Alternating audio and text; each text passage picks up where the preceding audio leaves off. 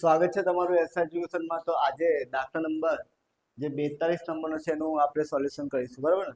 તો સૌથી પહેલા જોઈ લઈએ જે હવાલા તમને આપે છે, જે આપણે સૌથી પહેલા મિલકતો અને દેવા શોધવાનો હોય। તો તમને મિલકત ઉપર તમને કેટલું આપ્યું છે? 50% તમને આપ્યું છે, જોઈ લો તમે। એટલે કે પ્લાન્ટ યંત્રની કિંમત કેટલી છે? 80,000। 80 એટલે કે બજાર કિંમત ચોપડી કિંમત કરતા 50% વધુ છે। તો 80,000 તમે 50% કરો એટલે તમારે આવશે 40,000 રૂપિયા। કેટલા?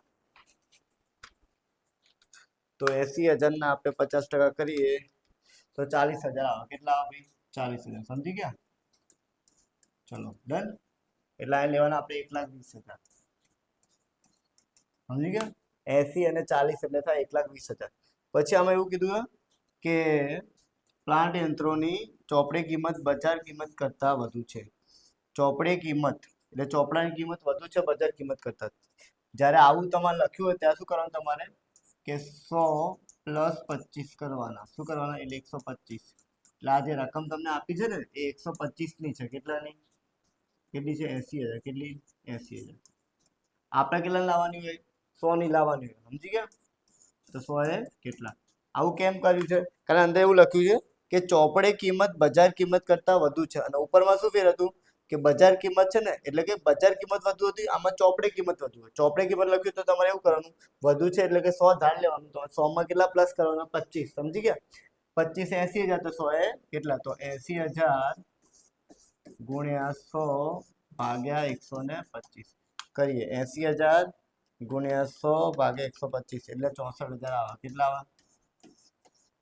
સમજી ગયા? એટલે આની તમારે રકમ કેટલી લેવાની? 64,000। પછી તો પછી કશું આપ્યું છે નહીં, તો હવે જરા મૂકી દઈએ આપણે। જો પેલા મિલકત આપણે લેવાની છે તો તમારે લખવાના, આ પહેલું લખીએ આપણે જમીન અને મકાન 1,20,000।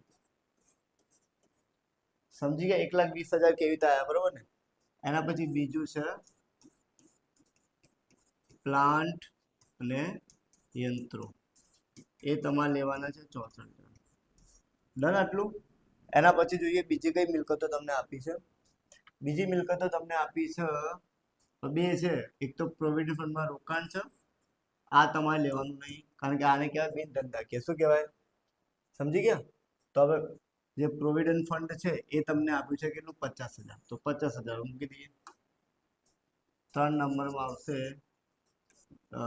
10%ના છે કે 12%ના? તો 10%। 10%ના પ્રોવિડન્ટ ફંડમાં રોકાણ 50,000। ડન? ચલો એના પછી કંઈ આપ્યું છે બીજું? બાજુ સ્ટોક છે 70,000। કેટલું? તો સ્ટોક લખી દઈએ આપણે। ચલો 3 નંબરમાં આવશે આપણો સ્ટોક।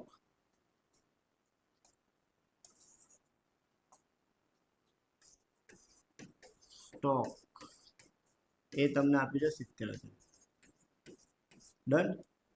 એના પછી તમને શું આપ્યું છે? દેવાદારો। દેવાદાર આપણે તમને 2,70,000 ના। ચલો દેવાદાર 2,70,000। ડન? એના પછી તમને શું આપ્યું છે? રોકડ 1,30,000। તો લગી 5 નંબર આપી દઈએ આપણે રોકડ 1,30,000। ડન? આનું ટોટલ કરી દઈએ આપણે 1,20,000, 64,000, 50,000, 70,000, 2,70,000 અને 1,30,000। એટલે તમારો જવાબ આવશે 7,04,000। ડન આટલું? આઈ હોપ તમને ખબર પડી હશે। એના પછી દેવા ઉપર જઈએ આપણે। દેવા આપણે કેટલા લેવાના છે જોઈ લો જરા। દેવા તો આપણે 3 જ છે, 12% ડિવિડન્ડ, પ્રોવિડન્ટ ફંડ અને ચાલુ દેવા। 80, 70 ને 140, બરોબર ને? 80,000, 70,000 ને 1,40,000। તો લખી દઈએ આ પહેલી એન્ટ્રી લખીએ 12%ના ડિબેન્ચર। ડિબેન્ચર જ છે ને? ઓકે ડિબેન્ચર છે। કેટલા ભાઈ? 70,000। ઓકે સોરી 80,000 આપ્યા।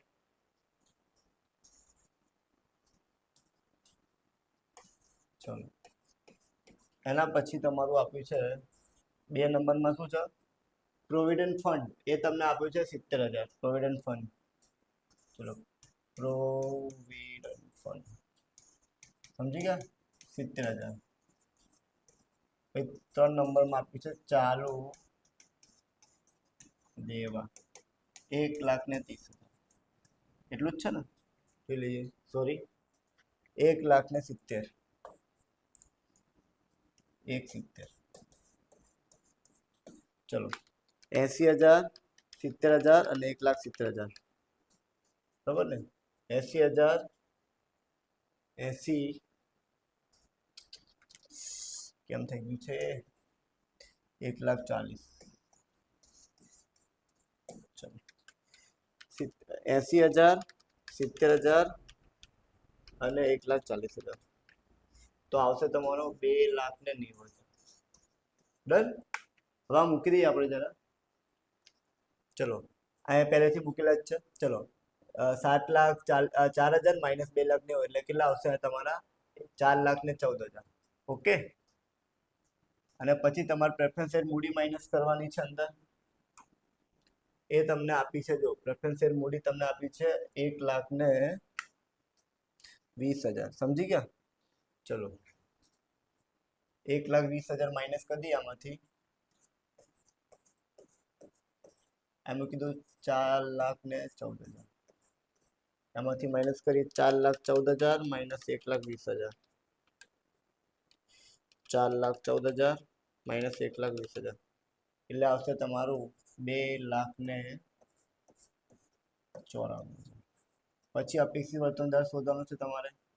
તો 2,94,000 એના 10% કેટલા એટલે છેદમાં કેટલા મૂકી દો 100 એટલે તમારે આવશે 29,400. ડન. ચલો 10% જ છે, દેખાય છે તમને લોકોને? ઓકે, આઈ હોપ તમને ખબર પડી હશે. એના પછી સરેરાશ તમારે નફો શોધવાનો હોય તો એની ઉપર તમને એક હવાલો આપે છે, જોઈ લઈએ જરા. એમાં હવાલો શું કહે છે કે કંપનીના 50% કરવેરા પહેલાનો નફો છે છેલ્લા વર્ષને કેટલો વધે છે 22,500. તો એની ઉપર એક હવાલો છે, દેખાય તમને લોકોને? કે 2014 નો છે એ તમારે માઇનસ કરીને 90,000 છે. તો તમારે શું કરવાનું આવી રીતે? તો તમારે એક પદ મૂકવાનું કે 50% કેટલા 50% 90,000 કેટલા તો 100 કેટલા. એટલે તમારે કરવાનું કે 90,000 ગુણ્યા 100 ભાગ્યા કેટલા 50. તો કરીએ 90,000 ગુણ્યા 90,000 ગુણ્યા 100 ભાગ્યા 50 એટલે આવશે 1,80,000. સમજી ગયા? આ લખવાનું કેવી રીતે જોઈ લો જરા. અહીં તમને સમજાવી દઉં જરા. અહીં લઈ લઈએ આપણે, બરોબર જગ્યા છે. ઓકે, જો 24 થી છે ને તો આપણે 22 થી કરવાનું કે 22 23 અને 24. 24 અમે હોધી નાખે તમારે 1,80,000. સમજી ગયા? હવે એનો વધારો થઈ રહ્યો છે 22,500 તો આપણે માઇનસ કરી દઈએ આમાંથી 1,80,000 માંથી 22,500 હે ને. પાછળ જવાનું તમારે એટલે અહીંયા આવશે 1,57,500.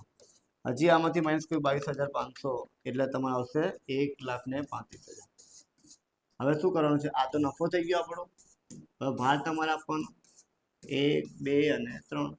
પછી તમારે શું કરવાનું? ભારિત નફો. ડન કરી દઈએ. આ તો 1,35,000 જ આવશે. ચલો અહીં કરીએ 1,57,500 ગુણ્યા 2 એટલે 3,15,000. સમજી ગયા? એના પછી 1,80,000 ગુણ્યા 3 એટલે થાય 5,04,000 કેટલા. ચલો અહીં 3,15,000 માઇનસ 1,35,000 એટલે આવશે 90,000 એટલે 9,90,000. હવે આપણે નફો શોધી દઈએ કે ભારિત સરેરાશ બરાબર થાય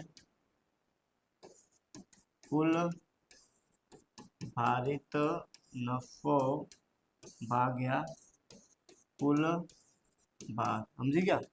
9,90,000 અને આનું ટોટલ તમે કરશો ને એટલે 6 આવશે. કેટલા? તો 6 વડે ભાગી દઈએ આપણે. સમજી ગયા? તો કરીએ 6 વડે એટલે 1,65,000. સમજી ગયા?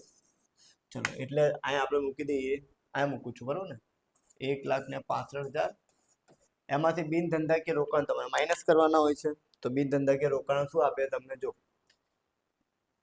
આપે છે તમને રિલાયન્સ કંપનીના ડિબેન્ચર કેટલા છે 70,000 70,000 ના આપણે 12% કરીએ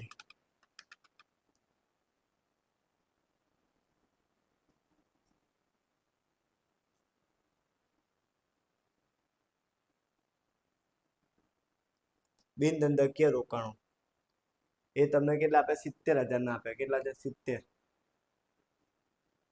ઓકે કરી દઈએ માઇનસ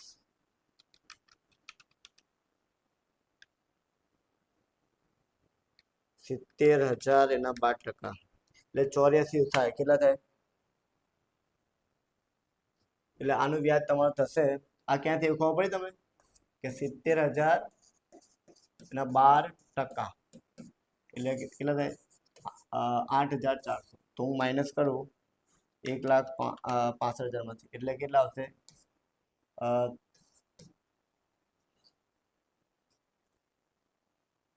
1,56,600 હવે એના 50% તમારે કરવાના ઓકે હવે આનું ભૂસી કાઢો તમારે જરૂર છે નહીં ઓકે લખવું હોય તો લખી લેજો ઓકે ચલો આને કાઢી નાખીએ આપણે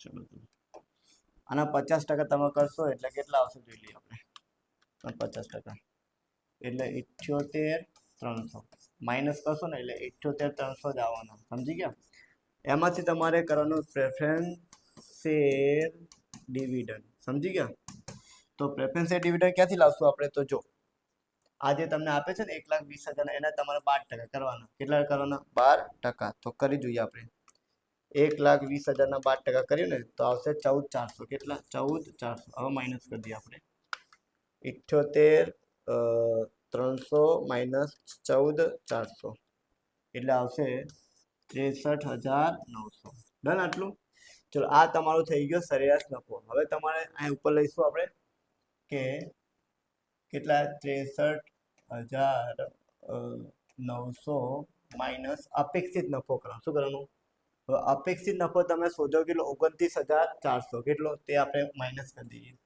29,400 માઇનસ કરીએ 29,400 એટલે તમારો અહીં આવશે 34,500 સમજી ગયા એના પછી અહીંયા મૂકીશું આપણે 34,500 ગુણ્યા ખરીદીના વર્ષો કેટલા આપે આપણને ખરીદીના વર્ષો તમને આપે છે 3 દેખાય છે ચલો ગણ દઈએ આપણે જો અહીંયા આપે છે 3 વર્ષ દેખાય છે ચલો મૂકી દઈએ આપણે 3 ગુણ્યા 3 કરશું એટલે તમારો આવશે 1,35,000 ચલો આ દાખલો થયો તમારો કમ્પ્લીટ ઓકે આઈ હોપ તમને ખબર પડી હશે થેન્ક યુ ફોર વોચિંગ